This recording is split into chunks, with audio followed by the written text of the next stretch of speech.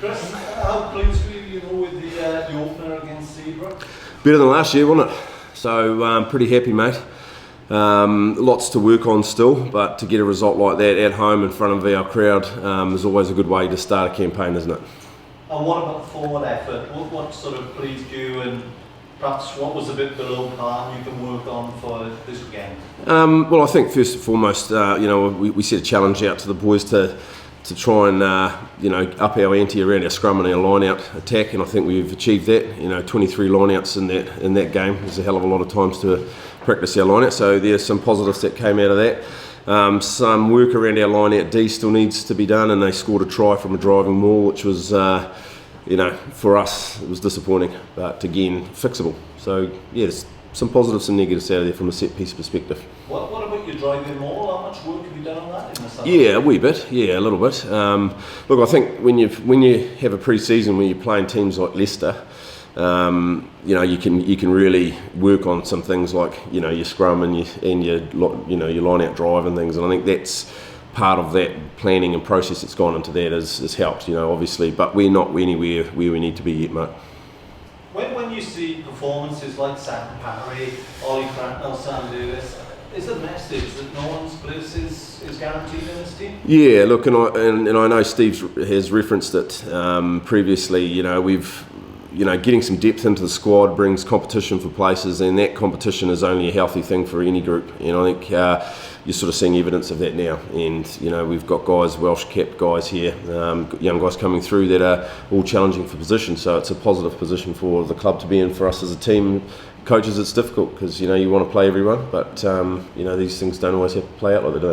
And what did you make of the efforts of those young guys like Cracknell, Sam Parry? Yeah, look, I think effort is one thing that's expected when you pull the Ospreys jersey on. So we talk about effort, but it's actually the learning. That's what I look at, in the development, and I can see direct transfers from training to the game, and those are the things that I look at, and I think there's key evidence of that there. And I think, look, it's great to see him scored 3 tries, and really pleased for him. But they come off a pretty big effort from a whole team point of view, and the 7 guys that were in front of him on those driving mauls were working pretty bloody hard, weren't they? Justin Tipperick, were you sort of happy with his effort? First competitive game in a long time?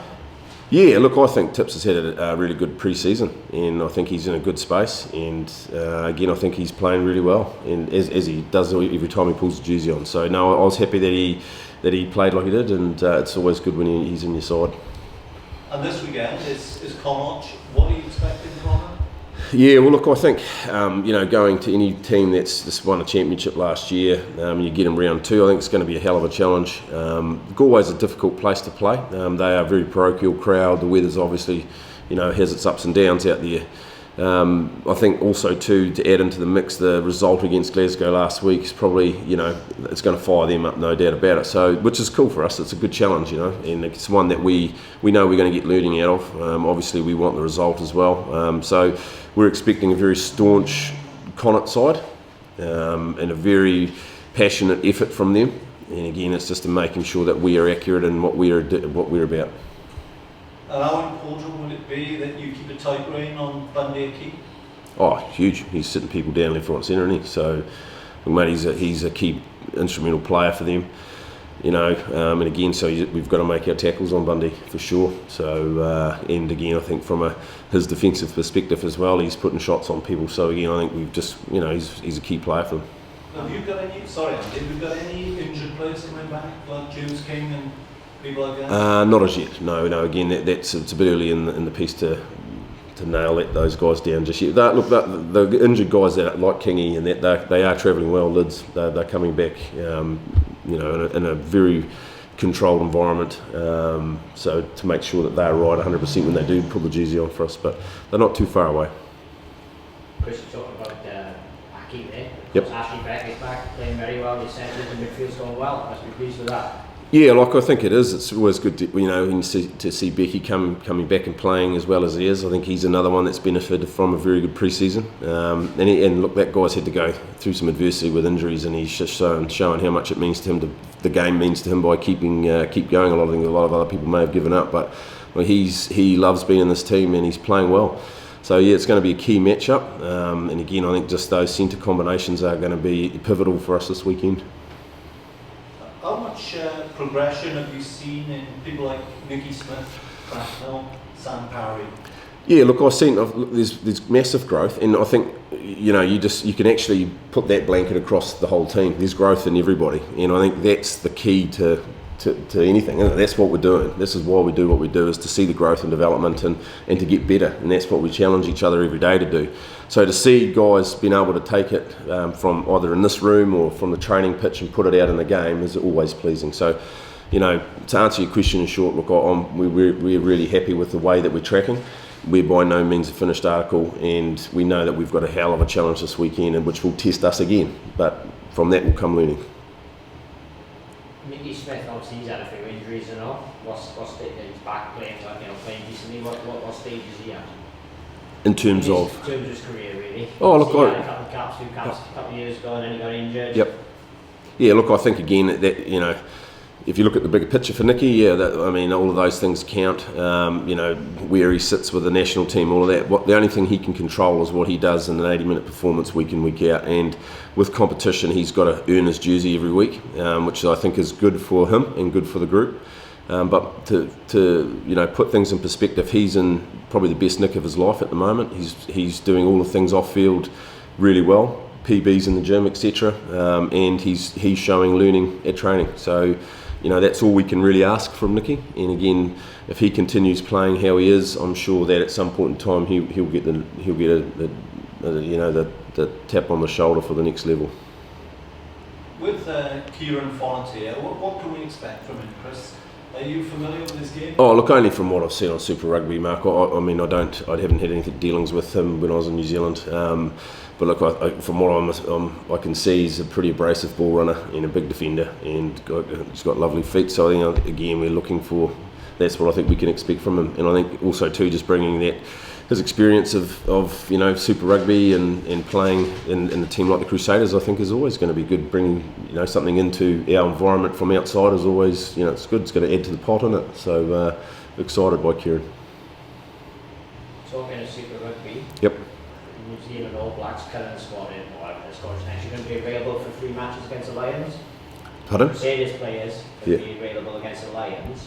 What will that mean for the Lions?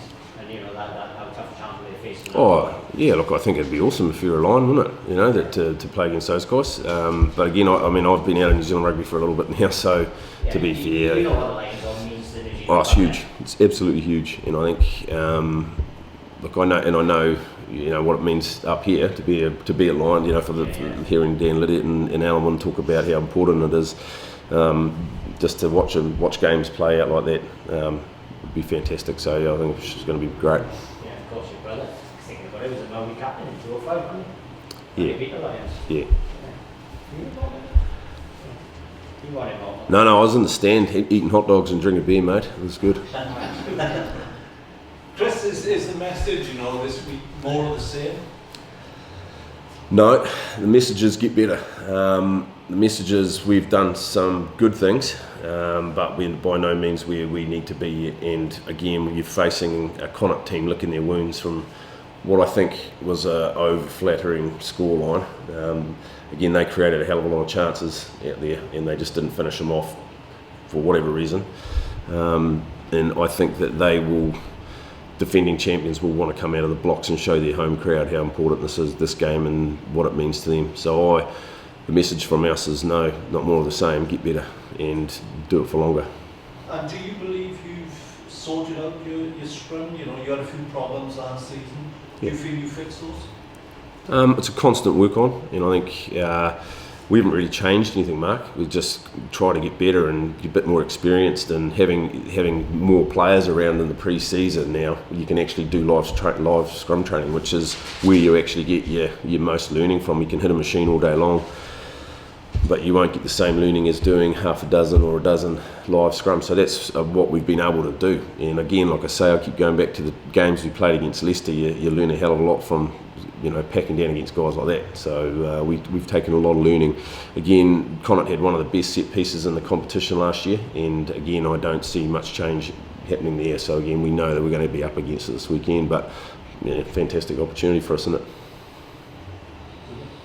Can I just ask about the Lions? We're all awaiting the worst kept secret in sport, that one of Gatland will lead them. It's a big thing anyway, Lions talk. Will the fact that one of Gatland is leading the Lions make it even spicier in New Zealand? Oh, look, I think for sure, eh? Like, yeah, I mean, it'd be pretty awesome, I guess, wouldn't it? But, yeah, I mean, I know how much of it, you know, Getty leading Wales and playing them at Hamilton meant to the people of Hamilton and Waikato, you know, so it was, you know, having their beloved son back home on that turf, you know, so I think, you know, him leading the Lions would be, you know, but again, that's not done yet, is it, mate? So I don't want to be making too many outrageous statements. No, fair enough. I'm sorry, extremely quickly. Don't be So sorry. looking ahead to this week's game, what kind of positives and negatives will you take as a team? What, to Connacht or taking out a zebra? Well, taking out as a whole. Look, I think, yeah, look, I think the positives is that you know, we can put some points on teams if we stay to our structures, you know. I guess the negatives is that we didn't do it for long enough how we liked it, but you know, we did come back well when we tried to stick to things as much as we could. So again, there's lots of positives in there, and there's a few things that we need to continue working on to make sure that we get to the team, to become the team that we want to do, which is about consistent performance week in, week out.